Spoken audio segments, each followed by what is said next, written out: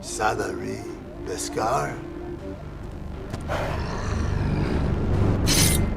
Why does the Mandalorian refuse to remove his helmet? And what is it about the Mandalorian culture that makes the act of showing his face so immutable?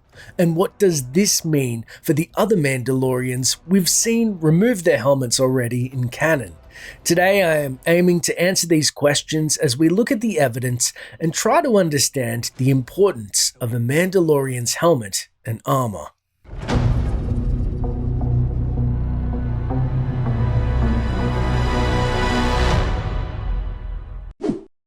Grief Karga said you were coming. He also said you were expensive. Very expensive. In the Mandalorian series on Disney+, our Mandalorian hero tells us that he has not removed his helmet since he was a boy.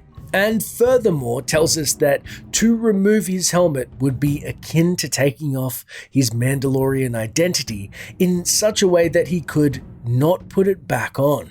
While off-screen, this appears to be a reference to the line spoken by Boba Fett, there is clearly much more going on in universe. We've seen other Mandalorians take off their helmets in canon before, so what is it about the Mandalorian specifically that doesn't allow him to show his face? In Star Wars canon, the Mandalorians were humans who originated from the planet of Mandalore, and their culture evolved around the central ideas of conquest and a warrior's honor.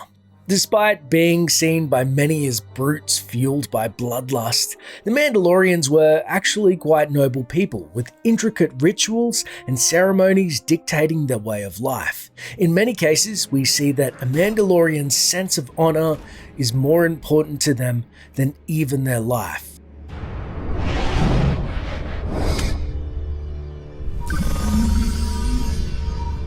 Like you said, only the strongest shall rule.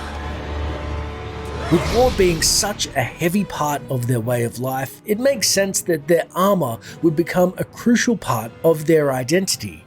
It was critical, both in the way they were seen by others and the way they saw themselves. Their identity on the battlefield was the most important piece of who they are, and as such, the Mandalorian helmet became a symbol of the people's identity. To most, the Mandalorian visor and helmet would be synonymous with the face of Mandalore. Since the early Mandalorians spent most of their time crusading, the armor was more like a skin than clothing. When a Mandalorian wears the armor, he forsakes his identity as an individual and becomes a part of the greater Mandalorian identity. This act of uniforming was a manifestation of the value Mandalorians put on clan loyalty and their warrior identity to boot. Even the capital city of the planet Mandalore features the diamond crest from their cuirass, prominently displayed in their architecture and artwork, serving as a symbol of the Mandalorian people. It seems that even though the pacifist Mandalorians disowned the conquering symbol of the mythosaur, they could not deny their identity was indelibly linked with their armor. Since their armor was an important part of their collective persona, it was uncommon to see a non-pacifist Mandalorians wear anything other than their armor, and we see in the new Disney Plus series that the show's lead character refuses to remove his helmet or allow it to be removed by others. Adversely, we see in the Clone Wars and Star Wars Rebels there are plenty of Mandalorians who are more than willing to remove their helmets, without it really being a big deal. Even the Mandalorian warrior fundamentalist community of Death Watch had zero issues removing their helmets to show their faces and reveal themselves. Of course, this still makes sense as these characters are still Mandalorian under their helmets. Even when they remove their second skin, the faces beneath were still born of Mandalorian blood and lineage. So why is it then that our new Mandalorian hero seems to be prohibited from removing his helmet? Could this be a post-Endor practice, a way to ensure that the Mandalorians never again lose their identity, or have it taken from them? Well, thanks to Chapter 4 of The Mandalorian, we may have our answer. We've known since Chapter 1 of the series that the central Mandalorian was once a foundling, and Chapter 4 gives us a little more insight about what a foundling actually is. When speaking to Omera, the widowed villager in Chapter 4, the Mandalorian reveals that he was orphaned during the Clone Wars, and he was taken in and raised by the Mandalorians. Even though he was not born into a Mandalorian clan, he has been gifted a Mandalorian identity and given a place within their clans. He tells Omera he doesn't remove his helmet because he is grateful to the Mandalorians for giving him a family, and he even tells her that he hasn't removed his helmet since he was a boy. This means that the titular Mandalorian has not taken off his helmet in the presence of others since the Clone Wars, long before the Battle of Endor, telling us that this practice has been at least around since long before the fall of the Empire. Earlier in an episode, Cara Dune asks what would happen if he took off his helmet, to which the Mandalorian cryptically replies, "I can never put it back on." This line shows us just how important honor and virtue is to a Mandalorian, that even if the other Mandalorians never found out, his commitment to the Mandalorian honor prevents him from taking off his very identity. Much similar to the expanded universe Tusken Raiders, where if their skin was exposed, it was shown as a dishonor and they were cast out, such as Asharat Het in his fateful duel against Ben Kenobi. But why is it the way of the Mandalorian to never remove his helmet?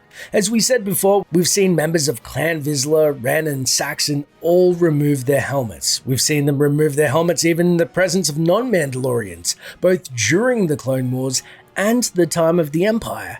Even the ancient Mandalore, formerly known as Ter Vizsla, was depicted in a statue with a helmet that left his face visible. All of this begs the question, why were these figures allowed to remove their helmets and show their faces? The answer perhaps, none of them were foundlings. In canon, when a foundling is adopted into the Mandalorian culture, they are granted with belonging among the Mandalorian people and are bestowed with the Mandalorian identity. They forsake their old identity and become Mandalorian for all intents and purposes. When a foundling takes on the helmet of a Mandalorian, they relinquish their old lineage and take on the heritage of a Mandalorian, similar to the way an adopted child in our world would take on the name of his parents. They give up their old face and wear the face of their new family.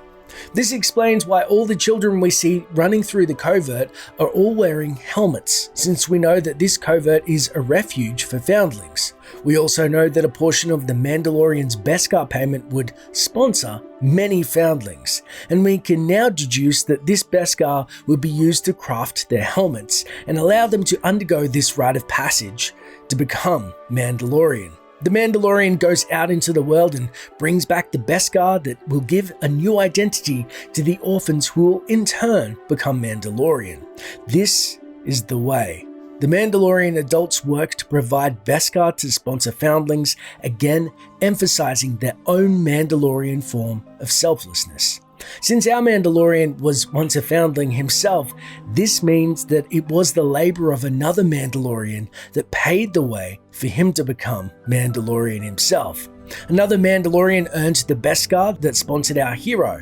If the Mandalorian were to remove his helmet, he would be, in a sense, taking off and casting aside the Beskar that was earned and sacrificed to give him a new place in his new family.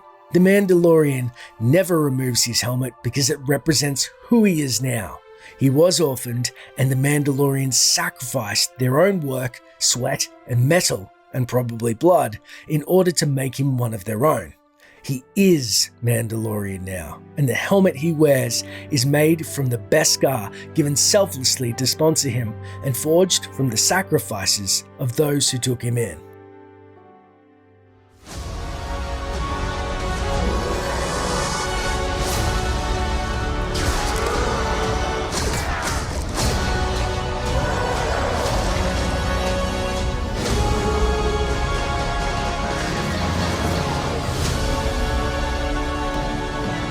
Mandalorian, look outside. They are waiting for you.